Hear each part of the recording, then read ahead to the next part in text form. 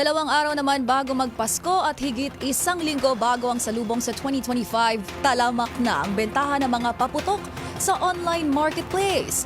Bagay na ikinababahala ni Senator Sherwin Gatchalian na siyang aktibong nagsusulong ng panukalang batas na tuluyang magbabawal sa pagbebenta ng pyrotechnic devices. Narito ang balita ni Raymond Dadpaz. Naalarma si Senador Sherwin Gatchalian sa pagtaas ng bentahan ng mga paputok online habang parating ang Pasko at Bagong Taon.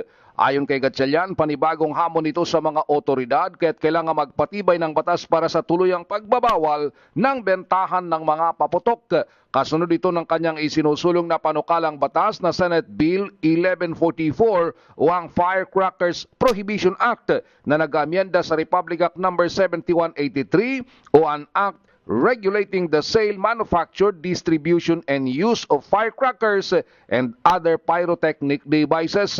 Para kay Gatchalian, kailangan maisabatas ang pagbabawal sa pagbibenta ng paputok matapos makita ang pagtaas ng bentahan ng mga paputok sa online. Mahalagaan niyang maipatupad ito bago pa dumami ang lumipat sa online platform para magbenta at bumili ng mga paputok at iba pang mga pyrotechnic devices. Para sa Senador, mas maraming panganib ang dulot ng bentahan ng mga paputok online na dapat matugunan sa lalong madaling panahon.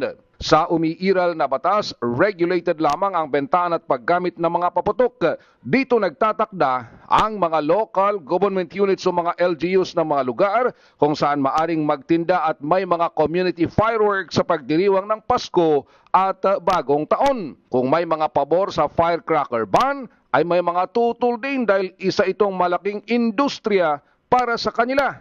Pangunahin na sa bayan ng Bukawi sa lalawigan ng Bulacan. Para sa MBC TV Network News, ito si Raymond Dadpaz, una sa Pilipinas, una sa Pilipino.